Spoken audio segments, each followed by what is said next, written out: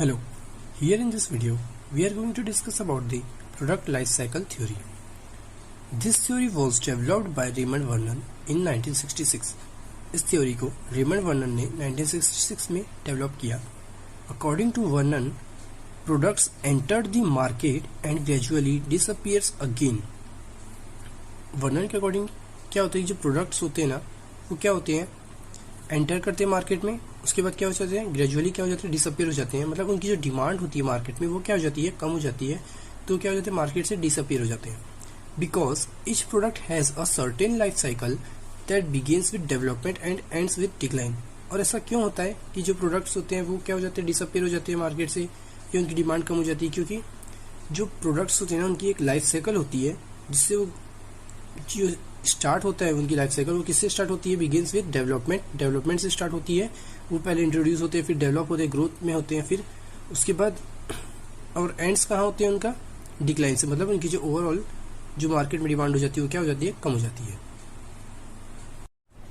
Stages of product life cycle. First stage क्या है product life cycle का, introduction of new product. इस stage में क्या होता है, न्यू प्रोडक्ट लॉन्च करते हैं कंपनीज.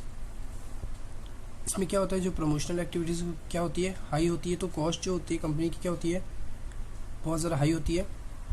और जो सेल्स होती है वो ओवरऑल कम होती है, क्योंकि जो पब्लिक होती है वो अवेयर नहीं होती है इस प्रोडक्ट को लेके.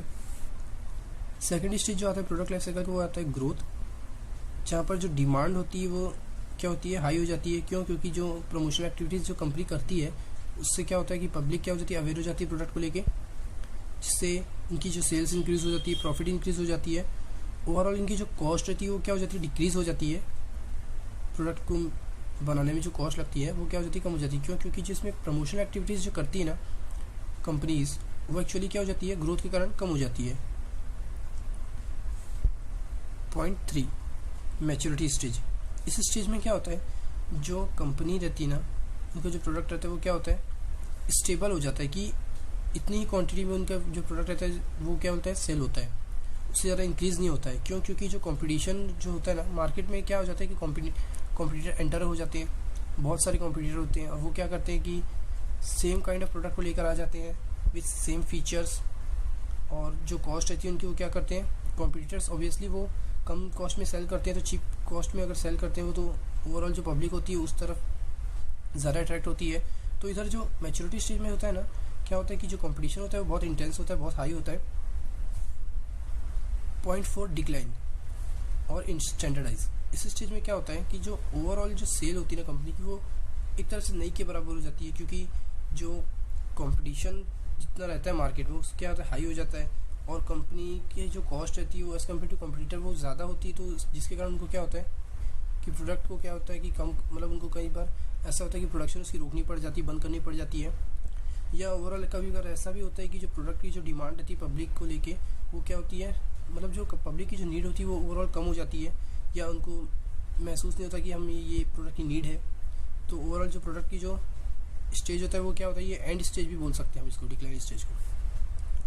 अब इस स्टेज को मैंने ग्राफ के फॉर्म में कुछ इस तरह से एक्सप्लेन करने की कोशिश की है. ये अब इस एक्सिस पे मैंने आउटपुट को लिया है और इस एक्सिस पे मैंने लिया कंजम्पशन. ये हमारा कंजम्पशन का कर्व है. हियर फर्स्ट स्टेज में मैंने क्या लिया है, इंट्रोडक्शन और ग्रोथ स्टेज को दोनों को मर्ज करके फर्स्ट स्टेज में लिया है. इस स्टेज में क्या होता है कि हमारा प्रोडक्ट इंट्रोड्यूस होता है और फिर ये धीरे धीरे ग्रोथ की तरफ मूव होता है. ग्रोथ की तरफ कैसे मूव होता है, इनकी प्रमोशनल एक्टिविटीज़ होती है, कंपनीज प्रमोशनल एक्टिविटीज़ करती है जिससे पब्लिक अवेयर होती है, फिर प्रोडक्ट्स को परचेज करने लगती है. सेकेंड स्टेज में हमारा क्या होता है, मैच्योरिटी स्टेज. इस स्टेज में क्या होता है, जो कंजम्पशन होता है वो क्या हो जाता है, इंक्रीज हो जाता है. ओवरऑल जो हमारा प्रोडक्ट आउटपुट रहता है वो क्या होता है, इंट्रोडक्शन और ग्रोथ स्टेज में ज़्यादा ही रहता है और मैच्योरिटी स्टेज में भी ज़्यादा रहता है. बट मैच्योरिटी स्टेज में क्या होता है कि हम जो ओवरऑल डोमेस्टिक मार्केट है ना वो पूरा टारगेट कर चुके होते हैं. उसके बावजूद भी जो हमारे पास प्रोडक्ट रहता है, आउटपुट हम अगर कंपेयर करें मैच्योरिटी से, तो क्या होता है, आउटपुट जो हमारा ज़्यादा है, इतना आउटपुट हमारे पास ज़्यादा है. हमने डोमेस्टिक मार्केट को ओवरऑल टारगेट कर लिया. ओवरऑल टारगेट करने के बाद अब कंपनीज क्या करती है, सेल आउट करती है. कहाँ, एक्सपोर्ट कर देती है दूसरी कंट्रीज में.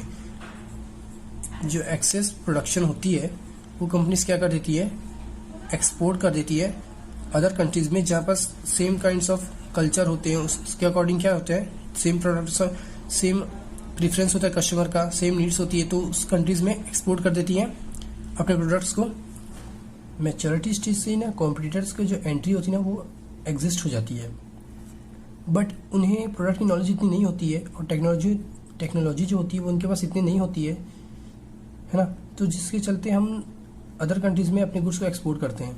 बट जैसे ही हम थर्ड स्टेज पे मूव करते हैं, स्टैंडर्डाइज स्टेज में, तो क्या होता है कि हमारी जो सेल होती है ना, जो हमारा एक्सपोर्ट होता है ओवरऑल क्या हो जाता है, डिक्रीज होने लग जाता है। क्यों?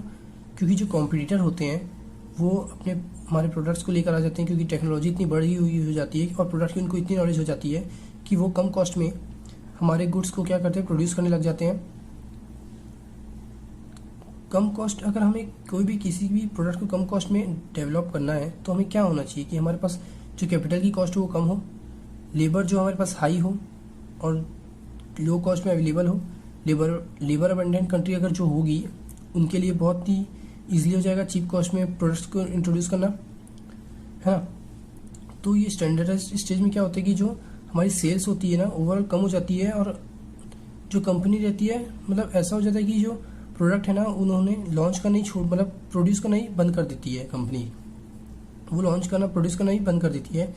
और जो कॉम्पिटिटर्स होते हैं वो क्यों बंद कर देती है? क्योंकि जो कॉम्पिटिटर्स होते हैं वो तो लो कॉस्ट में प्रोड्यूस कर रहे हैं गुड्स को। तो कई बार कंपनी क्या करती है कि ये लो कॉस्ट में प्रोड्यूस करते हैं तो इनसे अपने गुड्स में अपनी कंट्री में क्या करते हैं, इंपोर्ट कराती है अदर कंट्रीज से जो लो कॉस्ट में प्रोड्यूस करती हैं गुड्स को, उनसे इंपोर्ट करती है और अदर कंट्रीज में क्या कर देती है, गुड्स को एक्सपोर्ट कर देती है। तो थर्ड स्टेज में क्या होता है कि जो कंपनीज रहती है वो क्या करती है, खुद प्रोडक्शन को बंद करके दूसरी कंट्री से जो लो कॉस्ट में प्रोड्यूस करती है गुड्स को, उनसे इंपोर्ट कराती है गुड्स को, उसके बाद किसी अदर कंट्रीज में क्या करती है, एक्सपोर्ट कर देती है। सो गाइस, ये था product life cycle theory. I hope I have tried my best to explain you guys.